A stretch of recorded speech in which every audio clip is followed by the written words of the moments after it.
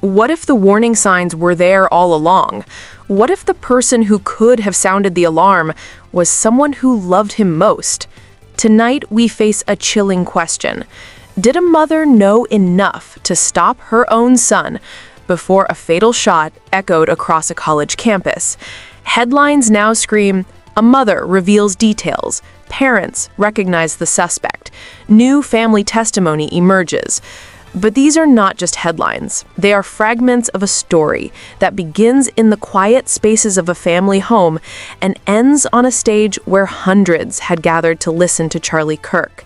A young man raised in a conservative household, an apprentice electrician with a future ahead of him, is now accused of pulling the trigger that ended a life and shattered countless others. His name fills the court dockets, his face fills the news, and his mother's voice, her words, are now at the center of the storm. She once told police that her son was changing, that he was different, that he spoke of Charlie Kirk as dangerous. She saw him step away from the values he was raised in. She saw him defend communities that were often targets of fierce political debate, and she confided her concerns. Yet the question lingers, sharp and unavoidable. Were those words enough to save a life? Could more have been done? Or were they whispers lost until it was already too late? The killing of Charlie Kirk is not only a case about evidence, rifles, and courtrooms. It is also a story about family, responsibility, and the unbearable weight of hindsight. When those closest to Tyler Robinson speak now, their voices do not just echo in a courtroom, they echo in the conscience of a nation. And if you want to follow every carefully verified update in this unfolding case, make sure you subscribe and turn on notifications, because the questions are only beginning. To understand the gravity of this case, we must look beyond headlines and see the people at its heart. Charlie Kirk was not just a name on a marquee, he was a son, a husband, a friend to some, and a polarizing figure to many.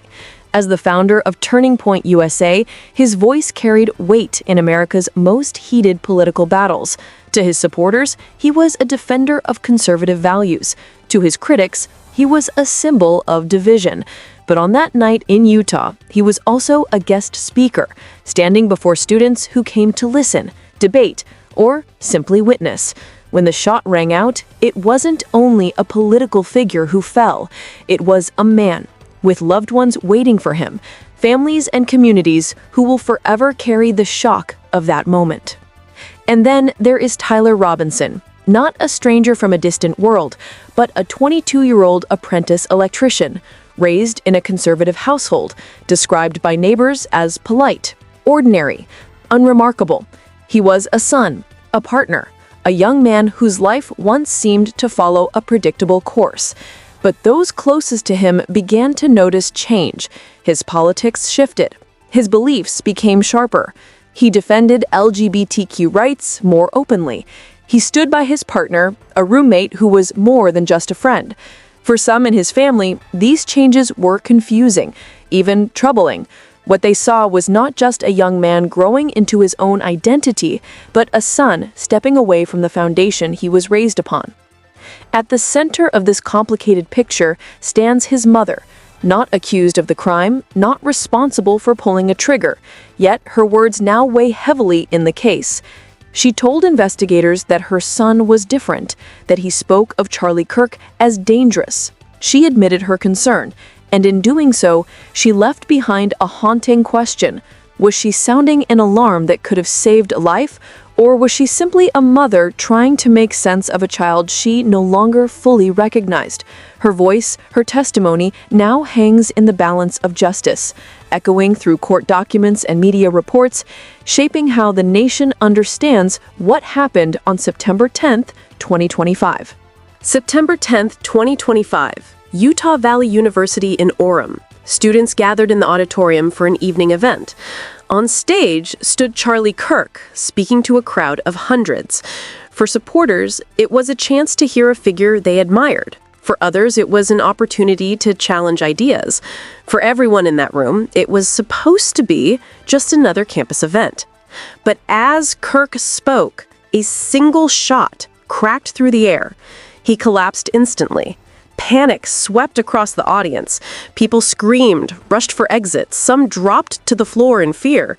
In 1 second, a place of dialogue turned into a scene of chaos.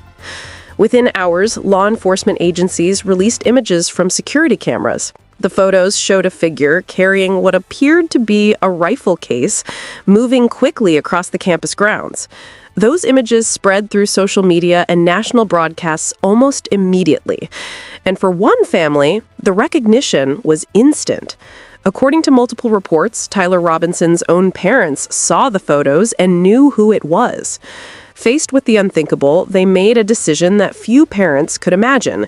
They reached out, persuaded their son to surrender. By the next day, September 11th, the suspect was in custody. But the story does not end with that dramatic arrest.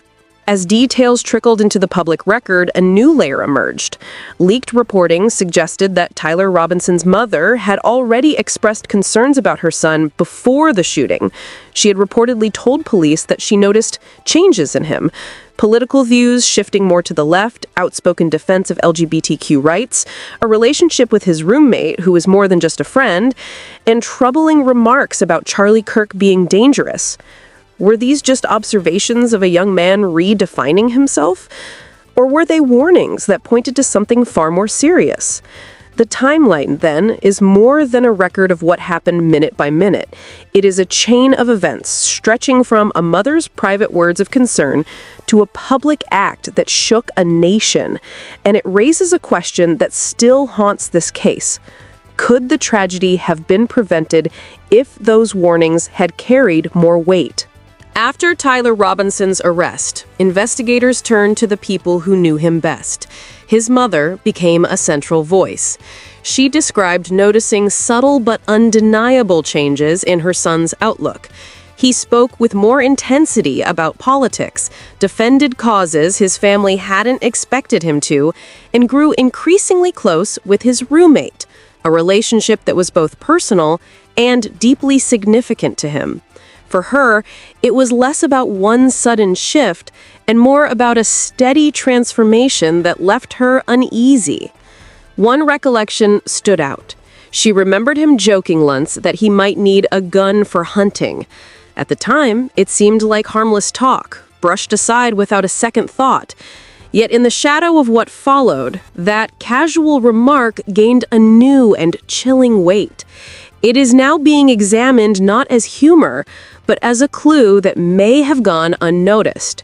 Her account also drew attention to the roommate, the person who shared Tyler's home, his conversations, and perhaps his private thoughts.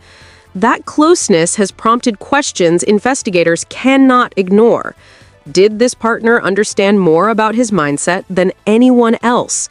Was their loyalty a form of silence, or simply the natural bond between two people in a relationship?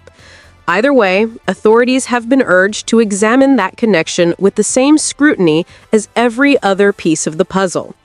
Her statements, once nothing more than the worries of a mother, have now been entered into the public record. They are being dissected in court filings and political debate alike.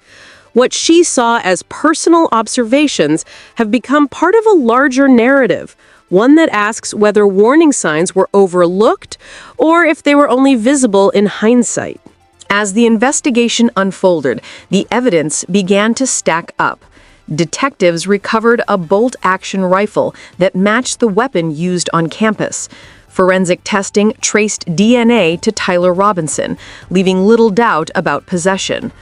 Alongside it, a handwritten note was found among his belongings, brief but troubling enough for prosecutors to include in their filings. Then came the digital trail, messages stored on his devices, fragments of conversations that prosecutors now argue point to planning, not chance. But the story did not come only from objects and lab results. Investigators leaned heavily on testimony from those around him.